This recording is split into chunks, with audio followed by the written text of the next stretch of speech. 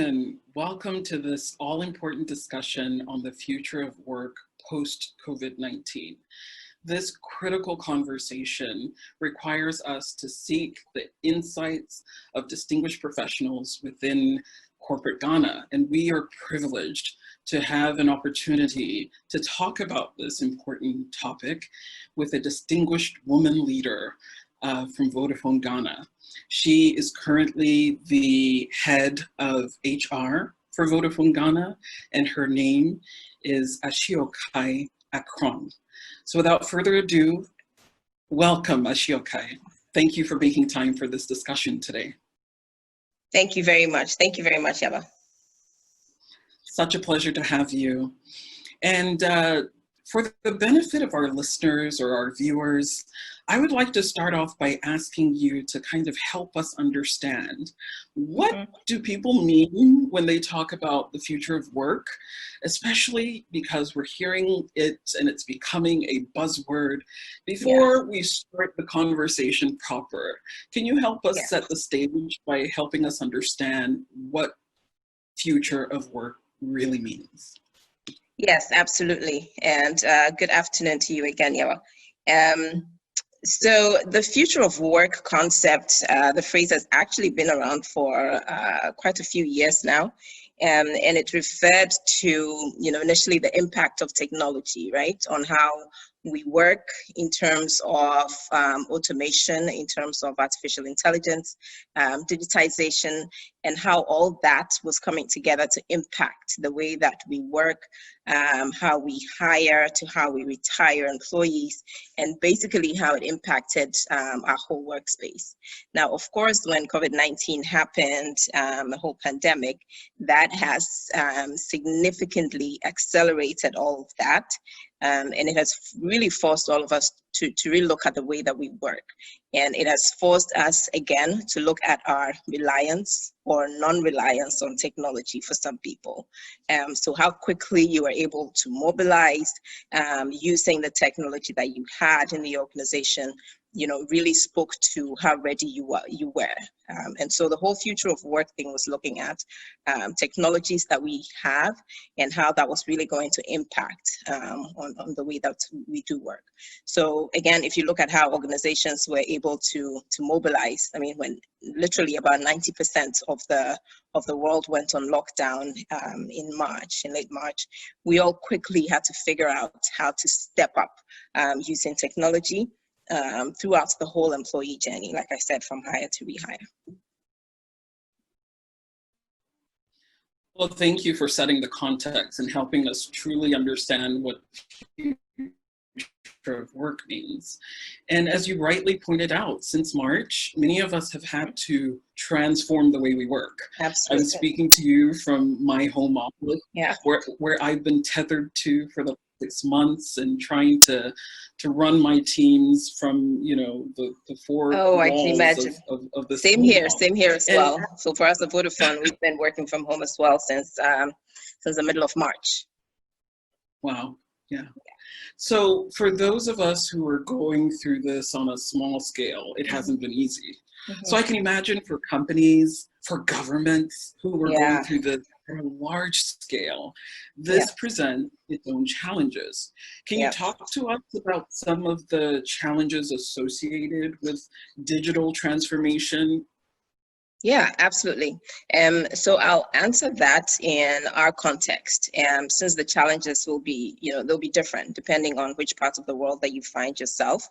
And so for us, I would say that some of the initial challenges that we have had was skepticism, first of all, right? About how far-reaching, this whole concept of digitization and transformation even is.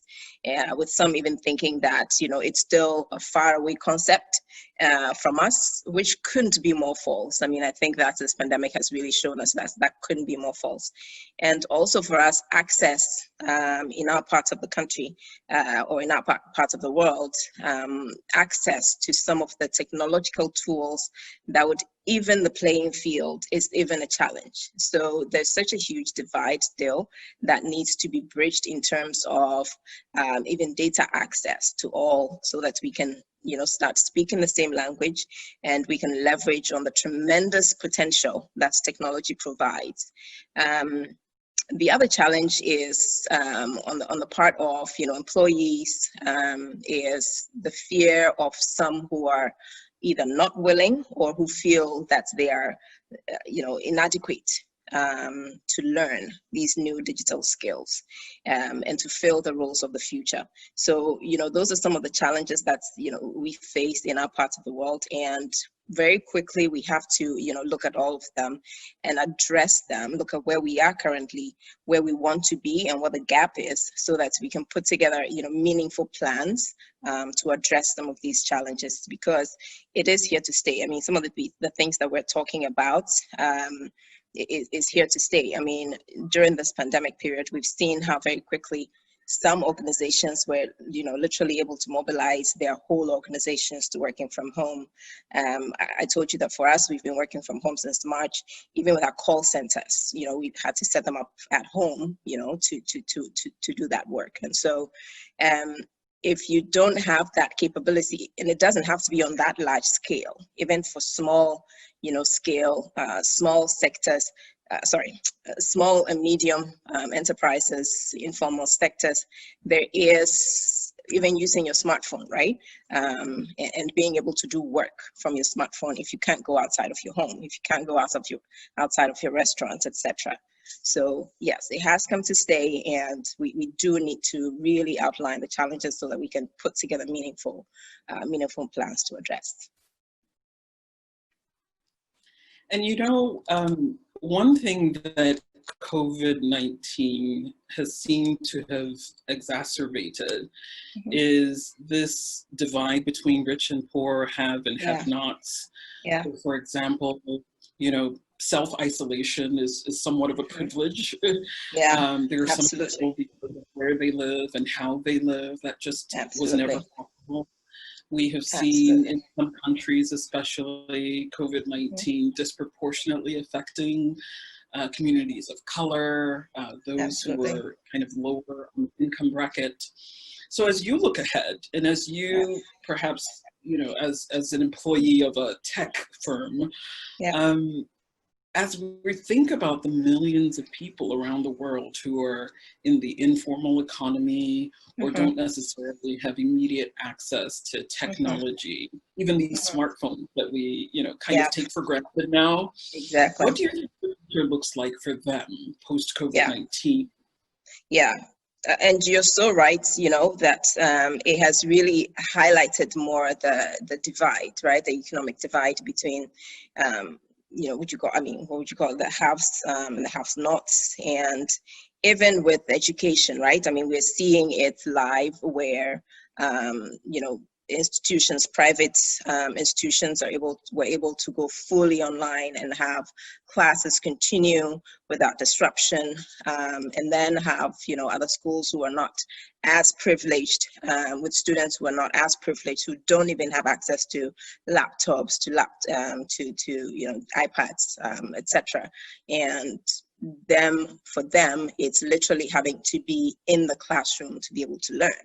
And so their education has to be put on hold for a while.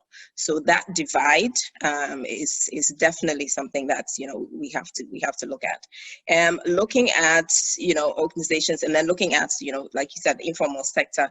In our part of the world where the informal sector, especially in Ghana, I mean, it's estimated to be about 80 to 90% of the population. It is even more important for us to pay particular attention to how we digitize this sector. The pandemic has definitely impacted this sector, and we've seen more of these small businesses, medium businesses going online. It's been very exciting, actually, from delivery services to food to produce. We've been inundated, on social media with businesses who are going online through the power of technology. And it's been, like I said, very, very exciting to see. And there's tremendous, tremendous potential. There is no business, I really believe that there's no business that cannot leverage on the power of technology and innovation. And it's extremely important that we help to harness the power of that informal sector. First, by giving them access to data, by giving them access to, various digital platforms that they need.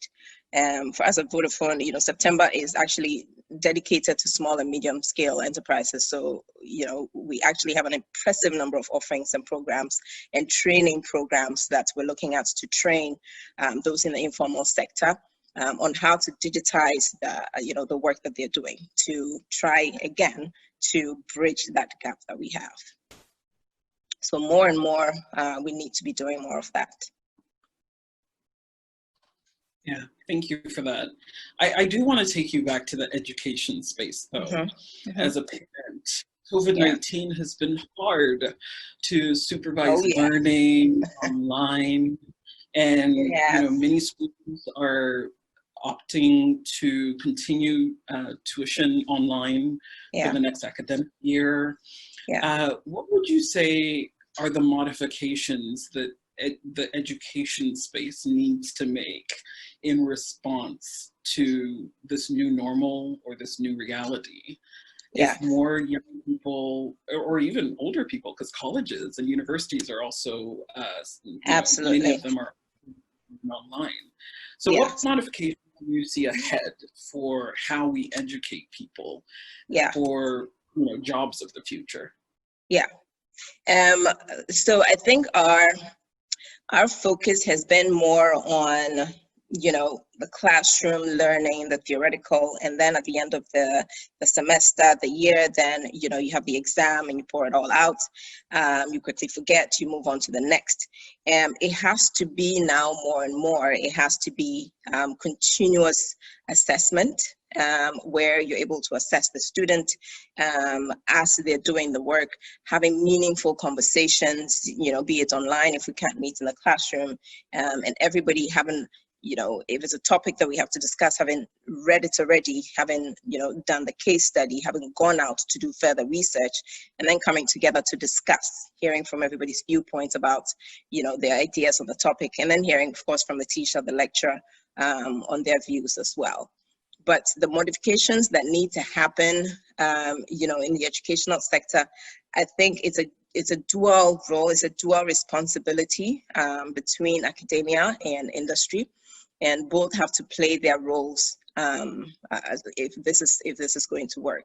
We recently met with Professor Rita Akusia-Dixon, who's the new Vice Chancellor of the Kwame Nkrumah University of Science and Technology. So she came to meet us at Vodafone with her team, and that was one of the key things that was on her agenda that she wanted to talk about. She was wanting to partner more with us, even looking at curriculum and getting input from us and industry on, what are the future skills, what are some of the things that we're looking at, and how the theoretical can come alive in the classroom.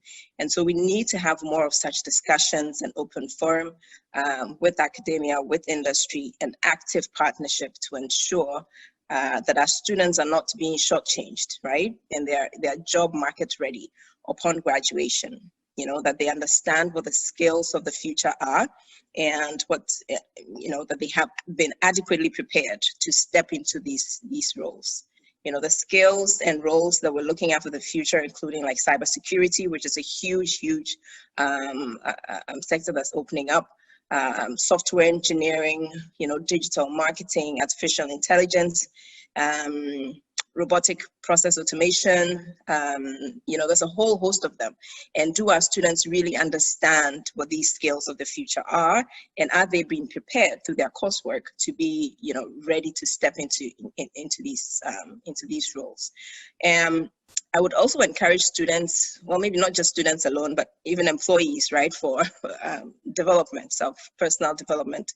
There is so many free online courses that are being provided by various institutions, a number of free websites, including, Udemy is providing about 1,600 different courses on digitization, transformation, even Harvard University, Yale, Coursera. You just have to go online and Google free free courses or free digital courses, right? And there's a whole host of them that come up. Recently, Microsoft partnered with LinkedIn to provide a number of free courses as well on their LinkedIn page. Digital courses from, project management to web design to digital marketing. So there's so much free content that is outside of there as well. So don't just rely as a student just on classroom coursework.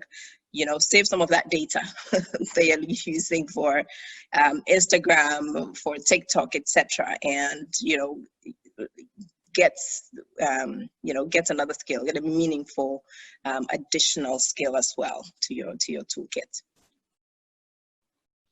I totally agree with you there. There is a lot of movement in the online learning space. Absolutely. And I think that there's one possibility that this moment has enabled or accelerated. I'm on the board of directors for Ashesi University, and we have had to learn very quickly in these past several months how to transition to online learning, but also, as you were talking about, to add on the experiential part, which is, a little more complex, but not impossible. So for example, our engineering students, they can no longer walk into our labs because campus is closed. So we've resorted to sending individual lab kits so people can conduct their experiments in the safety of their home. So yeah, I'm definitely really interested in what's happening in the education space, and I'm really glad to see what Vodafone's doing and partnering with some local institutions to make that possible. Yes. So leaving the education space, I'd like to go back to the workspace. You and I are working from home, and we may still be doing so for the next couple of months. Yes. Do you think we will ever go back to how things were? Will offices remain vacant for the foreseeable future? What do you see on the horizon for the future of how we work? Do you see us ever going back to a commute to a building, or is this forever how it's going to be?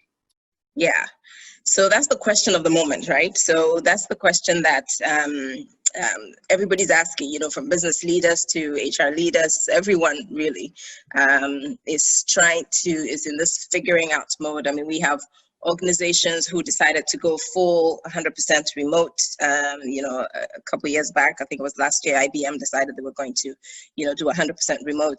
And now we're seeing that they are changing their perspective and looking for a more hybrid type situation, where they're looking at bringing people back into the offices. Of course, not, during this pandemic, but eventually. So, I mean, here's what I think. If you've built the digital and technological infrastructure to work from anywhere, that's great.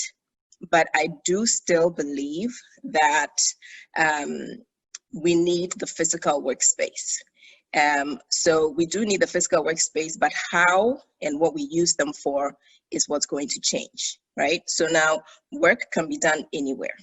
I mean, we're that's what we now proving, right? That work can be done anywhere, but getting together for things like collaboration, team bonding, brainstorming sessions on different work aspects and different projects, and other such work that is best done, together.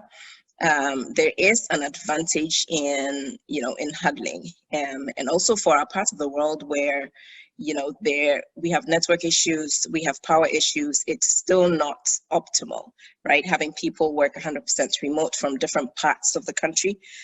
So I believe that a hybrid type situation is what we're going to have, is what the majority of us will end up having. And it certainly gives us tremendous opportunity to look at, remote working has given us the opportunity, and also it's forced us to look at the opportunities that come with it, right? So for example, you don't need to hire within the country that you are. Now you can look outside for talent that, has usually been very difficult to come by where you are. Now you can open it up. I mean, I have filled roles. I recently filled, a few roles that I had opened for quite a while from outside of the country, and because we're in lockdown, they have actually been working remote this whole time from outside the country. It's working out pretty fine.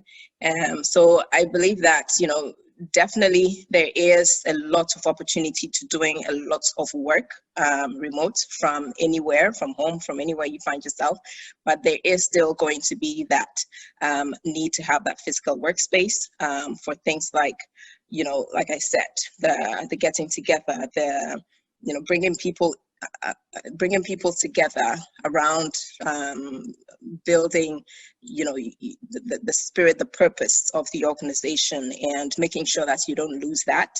There's CLC, the Center for Creative Leadership, says that.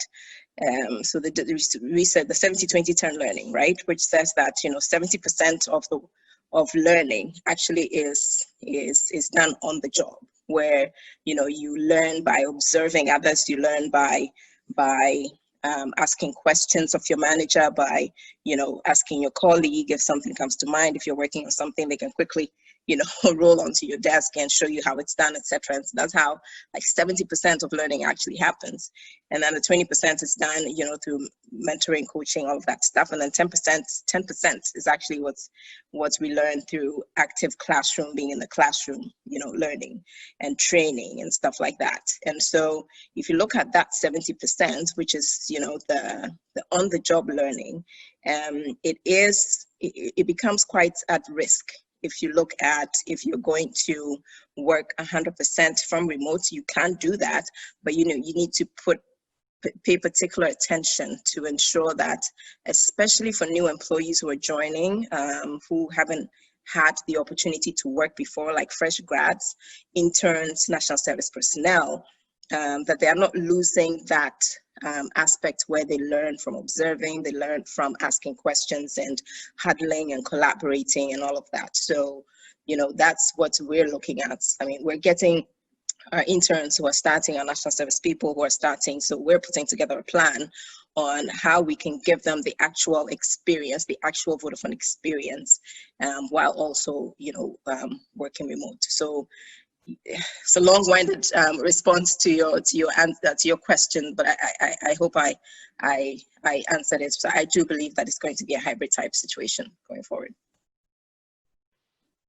Yeah, thank you for that. And I think, where you've ended has been quite an interest to me, especially when you're onboarding new talent. How do you, in a moment like this, where in-person meetings are less possible, how do you maintain company culture? How do you foster a sense of collaboration and unity? And what would you say has been your best learning, especially in this past 6 months, of kind of overseeing talent for this major enterprise in Ghana? What advice might you have for other companies about how to continue to foster cohesion and to inculcate a sense of values and shared, bonding? Yeah. So when we were on lockdown, where you literally cannot, go anywhere, we did a few onboarding for new employees because we were still hiring at that point. And so everything was done virtually. What we insisted on was, you have to use the video functionality. A lot of the time, I think we've all gotten used to, oh my goodness, I woke up in the morning, I haven't done my makeup, especially for us ladies, right? I haven't done my makeup, so I'm not going to put my video on. You have to put your video on. It allows for, even seeing the person and having the discussion changes, and you become more engaged in what it is that's happening. So that's like a quick thing. And then also ensuring that everybody who has touch points with that new employee gets to meet that person. And so HR has to facilitate that discussion, one-on-one, quick 15-minute discussions, where the new employee is introduced. Our CEO, we have her doing, she was doing a twice monthly session with all employees on our platform. And so she would announce who the new employees are, who have joined us, if any. And then, we'll have them say, if they'll type in a few words if they are online. But now when the lockdown lifted and we are able to go into the office, it's very, we have set limits for how many people looking at social distancing. And so the whole office, not more than 20%, we've said can be in the office. And so teams, so for example, my HR team, I have a strategy session with my HR team in a few weeks, and we're getting into the office to do it, and I'm encouraging those small type meetings for us to go into the office, because I haven't seen them in forever. So everybody's excited, right, about get it together, even the social distancing, and ensuring that we pick up on the fireside conversations, the water cooler conversations outside of the work that we do. And you have to proactively do those things to ensure that you're still keeping the we call it the spirit of Vodafone. Every company, I'm sure, calls different values, but that engagement with employees is still very much alive. You have to keep that going. And my last question will be about what you've witnessed over the past few months. Have you seen a disproportionate effect of working from home on different categories of staff? For example, sources saying that parents during lockdown, have really experienced difficulty, especially, women who are single parenting, or, parents that bear the brunt of the housework in addition to work. What are you noticing? You are overseeing, or the talent for a company that hires hundreds of people.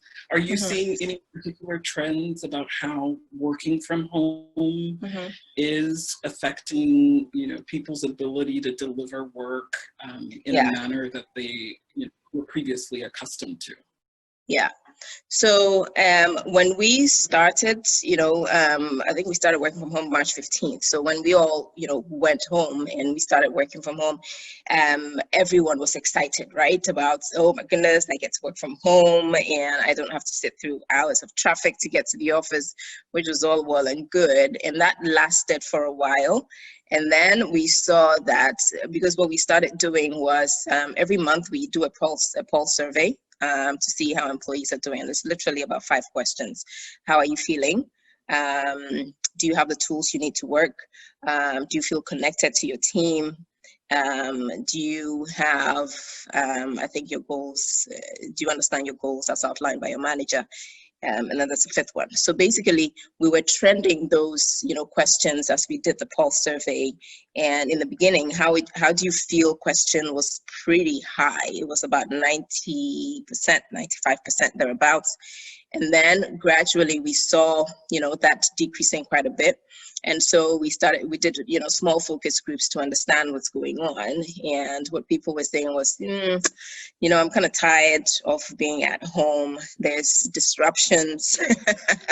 There's disruptions, because some of us have kids, and then the kids were also doing this online school as well. So in between that, and then as well, we saw there's a lot of meetings, right? Because you can't just walk over to somebody's desk and ask them a quick question. So the number of meetings has tripled for all of us, right? It's like from one meeting to the other. And so people were feeling a little worn out.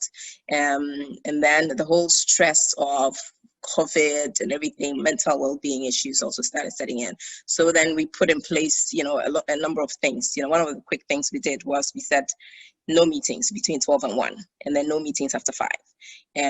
We also got a psychologist to come in and do a session with us on stress and how to, practical things to relieve stress. Other mental well-being things that we did as well. But yes, you have to absolutely, keep an eye on that, because, employees were very gung-ho about, yay, we're going to all work from home 100%. And now what we're hearing from them is we miss our colleagues, we miss having the discussions, we miss, what we don't miss is sitting in traffic and going to work. And so we would like some kind of hybrid situation where, you can have the best of both worlds. But for what I tell line managers who are worried about I've said no to line managers who are like, well, I want to go to the office because I don't know whether my employees are working. No. So you should be able to know exactly what is it that you've asked your employees to do. And it can't be same with, what I was talking about regarding academia, where we can't wait to assess students at the end of the year. You can't wait to assess employees at the end of the year or at the end of the quarter. It has to be more frequent now. And, you have to know your employees. Some can work and don't need the motivation, the daily calls to get their stuff done, and some do. And so you need to figure out who needs what. And so maybe Monday morning, having a quick check-in meeting with employees. Okay, let's go around the horn. Who's working on this? What is everybody working on? And then Friday, a quick check-in again. Okay, this is what Kofi was supposed to work on, Akusia was supposed to work on. Where are we? What were the barriers to getting it done? Is there any help that you need? So you need to be more hands-on as a line manager and have those discussions, those performance discussions more frequently to help, especially those who are struggling. Well, thank you for that. I think that's such a really great example to share for those of us running companies of different sizes. Some of the strategies that you've used could be useful. And in closing, this is my final question. So many young people will be graduating this year or have graduated this year in a moment of great uncertainty and volatility. What would your advice be in terms of how to set themselves apart in this moment so that they can find meaningful work? And so I'll go back again. I made the reference to the, don't be idle. Okay. If you can find the data to, do all the stuff, all the fun stuff online that, you're doing, don't be doing TikTok 100 times a day in your house. Find time to, like I said, there's a whole bunch of free courses online. You just need the data to log in. And even some of, some of these are 0 rated, and so you can get on and learn one more skill. We started this new initiative at Vodafone where we're doing a hashtag one more skill, so everybody should learn one more skill. And so arm yourself with that. I mean, if you can get a certification, I made reference to the Microsoft LinkedIn partnership where they have all these courses, and you can literally get a certification, a digital marketing certification for $15, starting from as low as $15. And so, or, you're able to, I think, apply for scholarships and stuff. But the course itself, the whole course itself, to arm yourself with a skill is free. And so, don't be idle. 1, get the skill, and then 2, follow up. If you're not on LinkedIn or on some of these professional websites, make sure you're on and get in touch with people. See who you know in the organizations that you want to work with. Find out who you have in common in network and have them introduce you to somebody in there. And I was on this program and I was telling them that sometimes HR people, or we get a little, especially when we don't have roles for entry level, and they're like, oh, I really want you to hire me. I really, I really need a job. I'll do anything, etc. And sometimes we just don't have those roles. But it's very difficult for me to say no to, if you ask me, can I just come in for 1 week and help you out with a project that you're working? That is not threatening, right? And who knows what that 1 week will lead to. And so, I mean, I was very impressed right then. There was a lady on the call who asked me, okay, so can I come and do something with you for a week? I was like, yes, absolutely. First of all, thank you for speaking up. And so, my team is working with her now, and who knows where that will end up. But try and find those networks and ask to be introduced to people in the organization. When there is these panels going on various topics, try and log in, listen, and yeah, I think they have it really tough. I mean, I have to say they have it really tough because a lot of organizations are not hiring, and so, but it will pass, and they will be stronger for it, depending on how they choose to use the time. Yeah, Excellent words of advice. Thank you so much for your time today. It's been Absolutely. a pleasure having you speak to this very critical topic of the future of work. Thank you so much for the work that you're doing with Vodafone and the great support you continue to lend, not just as a company, but also, you know, to the future leaders as well. So thank you, ladies and gentlemen. We're going to open up for questions and interactions at this time. Thank you very much, Yawa. Thank you.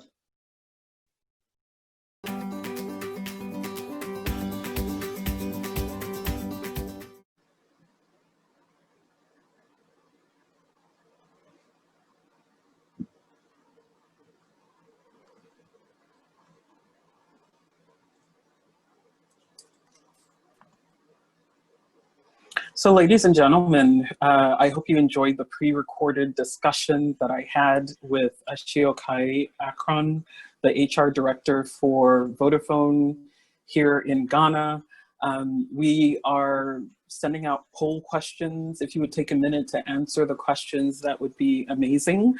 And for those of you who have sent in questions ahead of time, thank you. And if you have a question now, you can send your questions via the chat box for this particular virtual discussion. So Ashiokai, if you can hear me, I do have 2 questions here already, and I'd like to go ahead and ask you. Yeah, I can hear you okay. Awesome. Thank you for the awesome discussion that we pre-recorded, and as I was rewatching it, it was just filled with gems of wisdom, and I'm grateful for your time and thoughtfulness. We have received a couple of questions, and in this session, we want to spend about 15 more minutes for the audience to ask whatever questions they'd like to ask of you. The first question I have here says that the pandemic is putting immense pressure on households, both economically and socially. And so with so many workers now that are working from home, what's your opinion as an HR professional about the fact that many families and many employees are having to spend a lot of money on purchasing data in order to, you know, support their kids' learning, as well as their own ability to work? What would you say to that, and how do you think there's an argument or a case to be made for getting companies to underwrite these costs? Yeah, thanks very much for the question, and good evening to everyone. So this is where I would say, you know, employees and organizations have to work together to find some winning options. Because on one hand, you have employees who are, you know, asking for these new incentives based on the new ways of working. And on the other hand, you have employers who are trying to keep costs down so that they can keep the operations going and not have to lay employees off, right? Which, you know, sometimes is the unfortunate end result.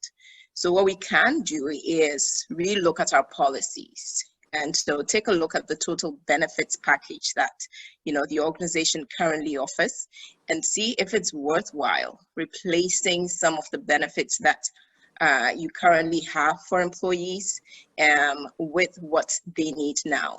So I'll give you an example. So if you're an employer who currently offers, let's say, transport allowance, right, that helped employees to get to and from work, or entertainment allowance, or clothing allowance, can you look at those and swap them out with some of the things that, if your employees are working from home, are asking that they need now, which is extra data? I know that, you know, a friend of mine actually told me that, you know, some of her employees were asking for, you know, electricity bills to be paid by the organization. So, you know, as HR leaders, as senior leaders in the organization, that's what we have to look at now. We have to look at our policies and our total benefits package that, you know, we offered employees, and then look at if we can do some trade-offs. That way, it's not such a burden on the organization that is already going through, you know, really difficult situations. And that way as well, employees do get some of the things that they need now to work.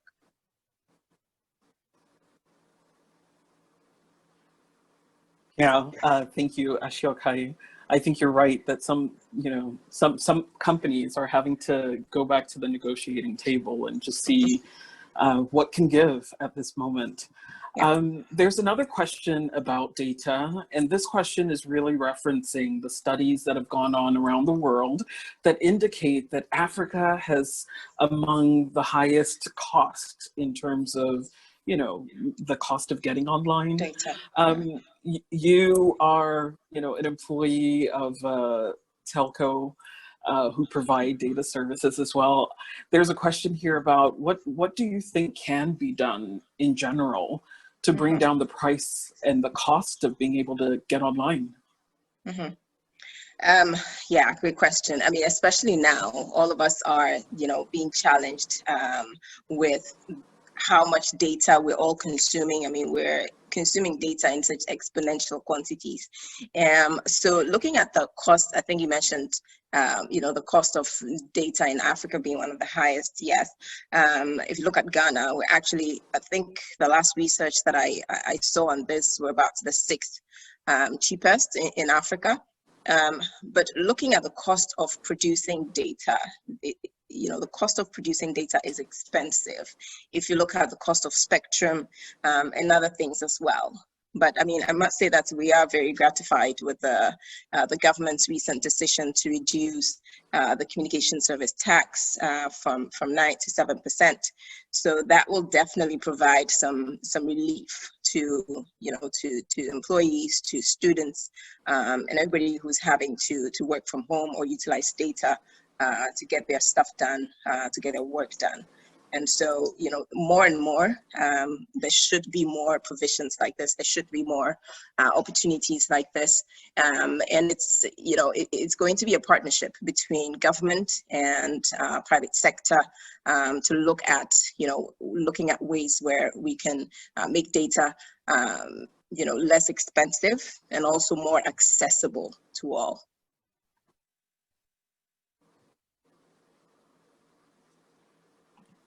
Yeah, thank you. I know that that's a question on the hearts of so many people. If you look at your bills for the past couple of months and what you're spending on data, I know that for many of us, it's horrendous. There's a question. Right. There's another question I will ask from the audience as well. It says, how do you drive employee engagement during a period like this? And if I can add to this question, because this is such an uncertain moment, I can imagine that stress levels are high and people are tense, and even, things like keeping your team focused might be a problem, in addition to figuring out the logistics of how to work remotely. So the question is, what's your advice for employers, entrepreneurs? How do you drive employee engagements in a moment like this? Yeah, that's a great question. And I would say the first thing you have to do is communicate. It's as simple as that. So just because, you're not seeing physically your employees, you're not all huddling around, doesn't mean that, you shouldn't have those Zoom meetings, those WhatsApp calls, or all other platforms that you use to communicate, right? If you're, the manager of a small business, if you're of a small, and you currently have your employees working from different parts of the country, there should be a platform, and you should put together the frequency of how often you're going to engage with your employees, have an agenda, have a plan, and have the employees partake in those discussions as well. And then set aside some time for fun, right? What's going on in everybody's mind? How are you feeling today? What are some of the things that you've done in the last week, etc.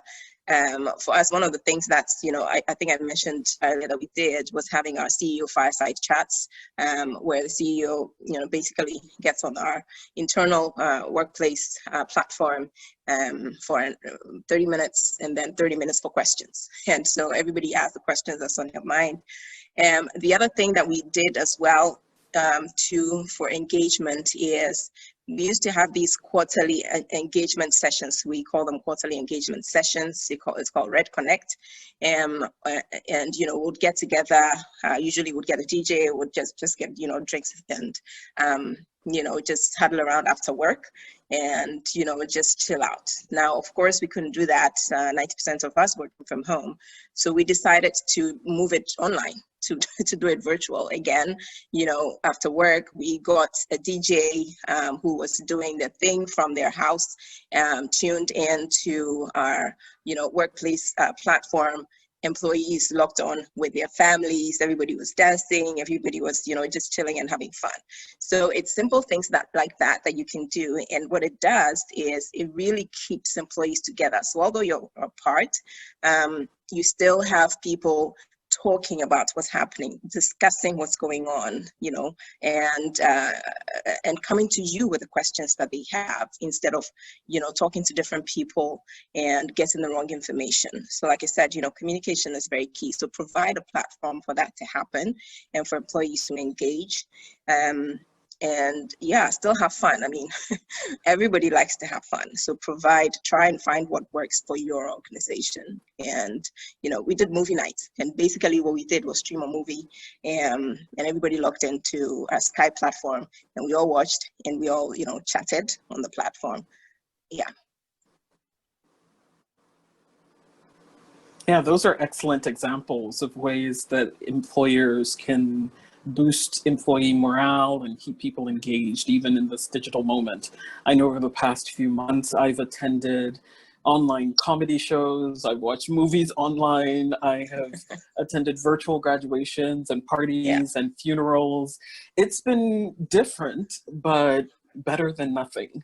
Yeah. So I thank you for the tips about how we can be creative.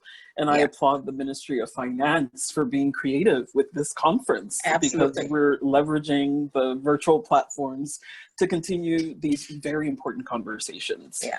I have another question here from someone who must be an entrepreneur. He's asking, can we consider that COVID-19 is an act of God and therefore a valid basis for canceling contracts, perhaps laying off employees? I've heard in the news, different companies are referencing COVID-19 as a reason to lay off staff members and things like that.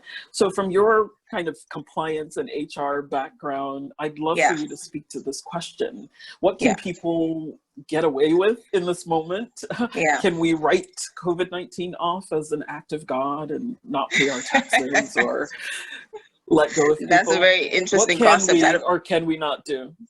Yeah, I don't think I've heard it put quite that way before. I would say that the first thing that you do, if you've done everything you can to save employees and it's gone to crunch time and you literally have to let a few people go to get in order for the operations to continue, the first thing you do is, if you don't have an in-house legal team, is talk to a lawyer, an employment lawyer, so that they walk through. One, they have to look at the contracts that you have with employees. This is going to be different from company to company, right? And so let them look at your employee contract. One, let them advise you based on the labor law that operates in Ghana, and advise you on what you can do, and also what your commitments to your employees are in these circumstances. Fortunately, we haven't had to lay anybody off during this time. We are literally trying to keep a handle on costs, and all employees have been asked to really make sure that they are handling costs. If it's not necessary, don't buy it. If it's not necessary, don't sign that PO, etc. But I understand, for some organizations, they've tried everything and, it's still, they still need to let employees go. But don't take a decision on your own and assume that you can get away with it. First of all, it's not fair to the employees, right? I mean, your employees will remember how you treated them. I always tell people that. And so as they're going out there, they are going to be your brand ambassadors, okay? So if they're not going to be your customers, they're going to be friends with your customers, family with your customers. And so there's nothing that works more than an employee who leaves, who is an advocate for your organization. So let's treat people fairly, even as we're going through a redundancy, and make sure that you have the law on your side, because yeah, it will end up being more costly if you take random decisions. Great advice there, and I hope to the one who asked the question, the insights are well noted. So Ashiokai, there's another question here that I would love to get your feedback on. Yeah. We know that COVID-19 is a big deal, such a huge disruption, but Ghana had some other problems before COVID-19 arrived. And one of those problems was youth unemployment. So I have a question here. Someone's asking, what's your take on how to get large companies, maybe like Vodafone, to take on more young people and take maybe an expansive or creative view of what an internship program could look like, to absorb some of the thousands and hundreds of thousands and tens of thousands of young people that are, you know, qualified but unemployed currently. And their recommendation is that, is there a way to incorporate this as part of corporate social responsibility? What's your take on that? Yeah, and you know what? It doesn't even have to be corporate social responsibility. It should be part of the way you work. Because you get so much more from graduates, these young people who are coming into your organization and infusing your organization with, their knowledge and just the sheer, they have so much passion and to innovate, to change things, right? And so sometimes you need that spark in your organization. So a few years ago, we put together at Vodafone, so every year in HR, we have a youth objective, a youth employment objective. And so literally I have it in my goals that this year we have to hire a certain number of youth. So that is anyone below the age 25. And so that's usually, graduates coming in. And so if all organizations can do that, I think that will help as well, either through national service, either through internships, either through different programs, that you have. So for us, we do national service, we take in national service personnel, we take in interns, and we have a program called the Discover program, where we take in graduates and they go through an accelerated leadership program as well at various, departments or various divisions of the company. So, if all organizations, and it doesn't have to be, you don't have to hire 1,000, right? It depends on, the organization and how big or small it is. You can set yourself a goal of having, 5 people, or even just 1, or 1,000 if you can afford it. But there's so much benefit to be had from bringing in, young people, young graduates into your organization.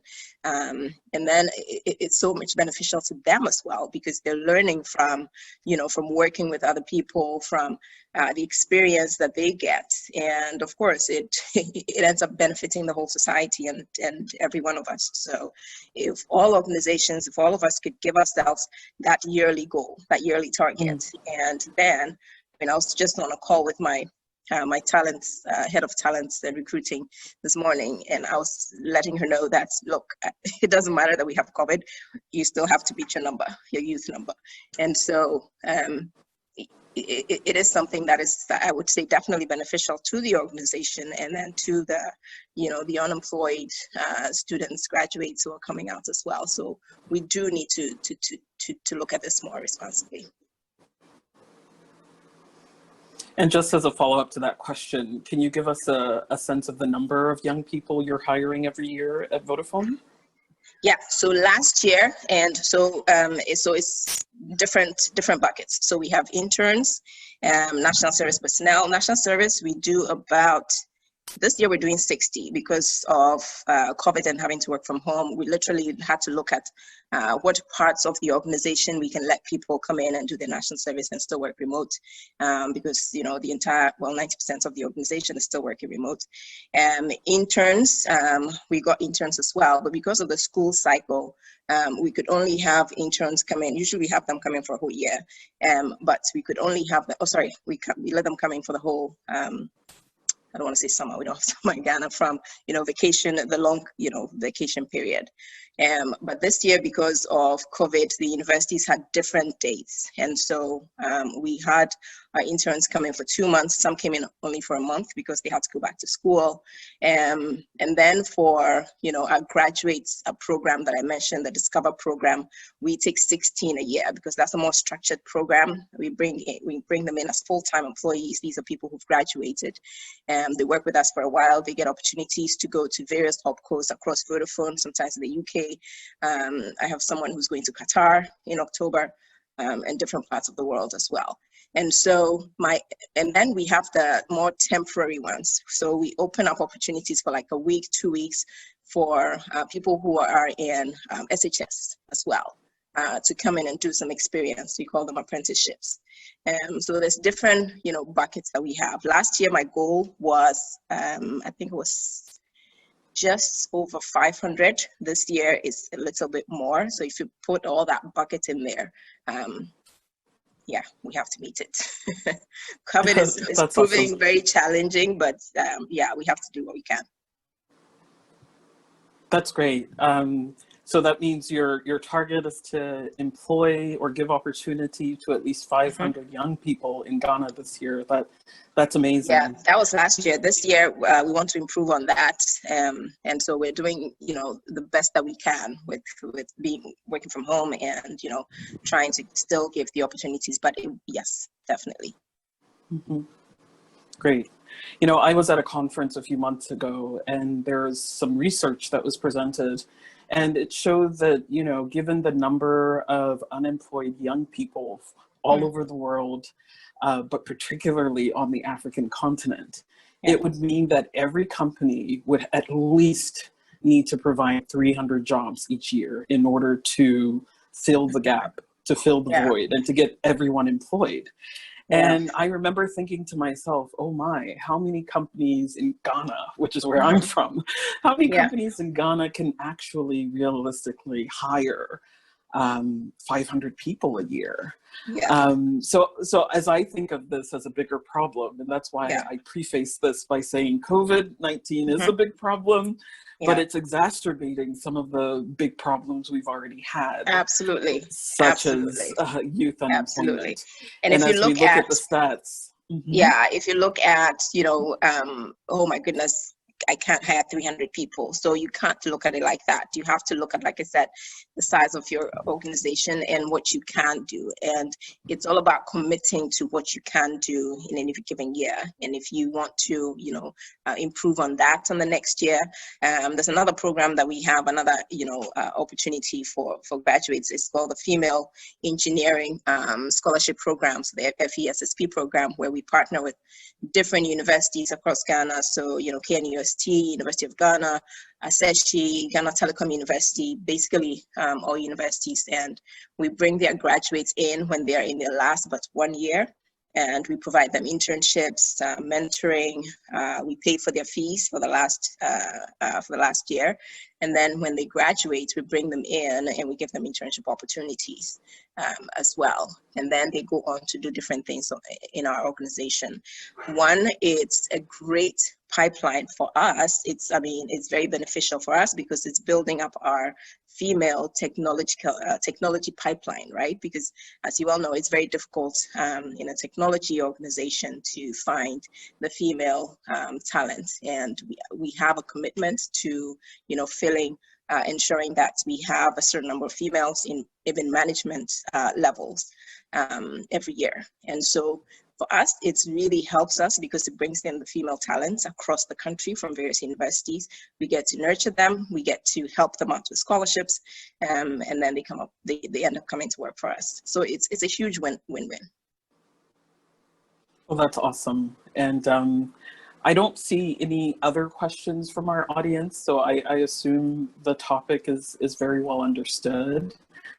I really thank you for your time today, Ashiokai, Absolutely. and especially the insights and tips for entrepreneurs and for young people who are all trying to navigate this moment. And I hope and pray that as we are all just trying to figure out this moment, that as we think and envisage the workplace of the future, that these tips and insights will help us make the best choices possible. So on that note, ladies and gentlemen, we bring this particular session to an end. Thank you again, Ashiokai Akron, the head of human resources at Vodafone Ghana. Thank you for your time and insights. And thank you, ladies and gentlemen, for including us in your agenda for today. Thank you very much, Ella.